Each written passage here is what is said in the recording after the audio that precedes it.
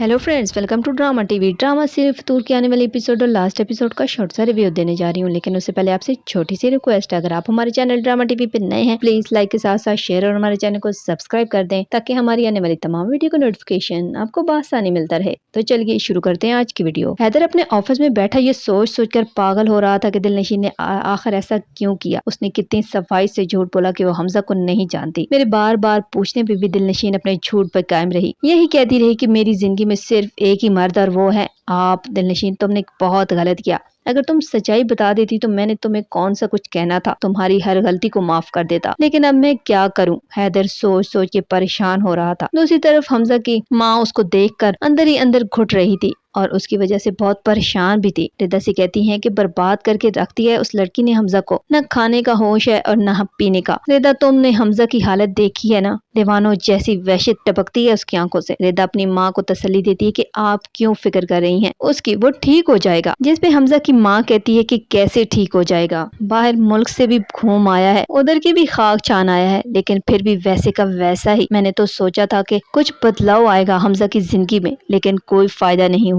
तबाह करके रख दिया अपनी जिंदगी को हमजा ने। कितने साल गुजर गए उसकी लड़की की शादी को, लेकिन अभी तक ये नहीं भूल पाया, बल्कि उसकी दीवानगी में और ज्यादा इजाफा ही होता जा रहा है। उस लड़की के पीछे हमजा ने अपनी पढ़ाई छोड़ दी, हंसना बोलना छोड़ दिया, किसी चीज की तरफ उसका ध्यान नहीं है। कोई नहीं है जो उसको अपनी जिंदगी में वापस ले आए, कोई नहीं है जो उस लड़की की मोहब्बत से निकाल सके। अब तो तुम्हारे डैड भी नहीं रहे, इतना बड़ा बिजनेस कौन संभालेगा, कौन उनको देखेगा? जिस पे रिदा कहती है कि मॉम, आप एक बार हमजा से बात तो करें, आप उसको समझाएं, वो आपकी बात को जरूर समझेगा। रिदा उसको हमजा को अपनी होश नहीं है। जिस पे रिदा कहती है कि आप एक बार बात तो करके देखें, आप उसको बताएं कि डैड अब इस दुनिया में नहीं रहे और अब उसको अपनी जिंदगी की तरफ लौटना होगा। इतना बड़ा बिजनेस को संभालना है, वरना हम लोग तबाह हो जाएंगे। हमारे दुश्मन जो डैड की वफात के बाद हम पे वार जरूर करेंगे, इसलिए हमजा को ये बिजनेस संभालना होगा, वरना हम सड़क पर आ जाएंगे। माना मॉम कि हमने उसको किसी बात से नहीं रोका, लेकिन अब उसको रोकना होगा, उस नशे से निकालना होगा। रिदा सोचने लगती है कि दिलनशीन, मैं तुम्हें कभी माफ नहीं करूंगी। तुम्हारी वजह से मेरी फैमिली आज इस हाल में है, उसकी जिम्मेदार सिर्फ तुम हो। दूसरी तरफ महमल रिदा को कॉल पे कॉल कर रही होती है, लेकिन रिदा पिक नहीं करती,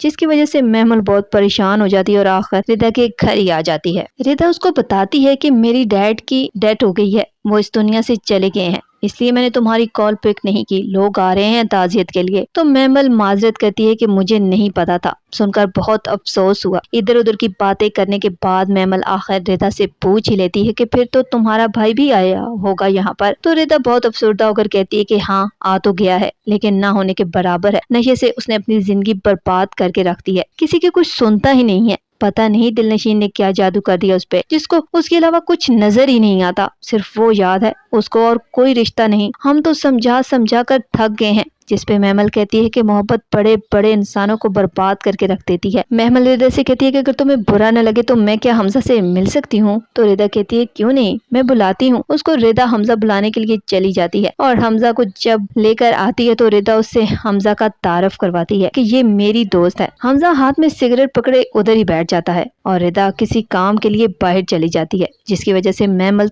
को मौका मिल जाता है हमजा से अकेले में बात करने का।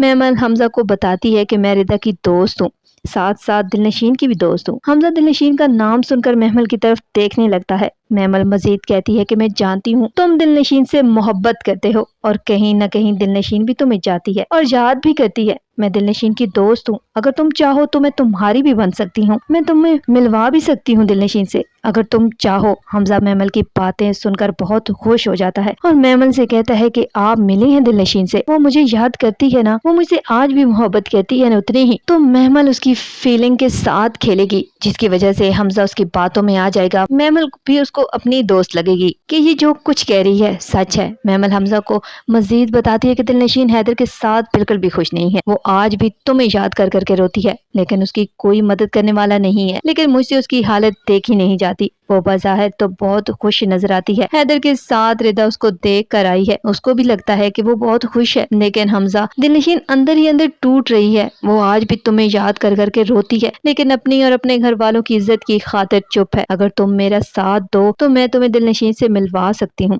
बस इस बात का किसी को बताना नहीं, रिदा को भी नहीं पता चलना चाहिए। वरना सब मुझे गलत समझेंगे और हैदर को पता चला तो वो दिलनशीन को घर से निकाल देगा और उस पे बहुत जुल्म करेगा। हमजा ये सुनकर गुस्से में आ जाता है कि हैदर की हिम्मत कैसी हुई दिलनशीन पे गुस्सा करने की, उसको हाथ लगाने की, मैं जान से मार दूंगा। महमल जब ये देखती है कि हमजा कहीं गुस्से में हैदर को कुछ न कर दे तो उसको तसल्ली देती है कि तुम खुद को कंट्रोल में रखो, ऐसे काम गुस्से से नहीं होते। मैंने तुमसे वादा किया है ना कि मैं तुम्हें दिलनशीन से मिलवाऊंगी, तो तुम्हें मुझ पर यकीन करना होगा, जैसे मैं कहूंगी तुम्हें वही करना पड़ेगा। हमजा महमल की बातों पे यकीन करे जा रहा था और महमल अपने मकसद में कामयाब होती जा रही थी। महमल सोचने लगती है कि दिलनशीन अब तुम्हें पता चलेगा कि तुमने किस किस साथ दुश्मनी ली है। मुझे घर से निकालना चाहती थी ना, अब मैं तुम्हें निकालूंगी हैदर की जिंदगी से और उसके घर से जिसकी मालकिन बनने के ख्वाब देख रही हो तुम। महमल जब घर आती है तो बहुत ही खुश नजर आ रही होती है क्योंकि उसने हमजा को अपनी बातों के जाल में फंसा ही लिया था।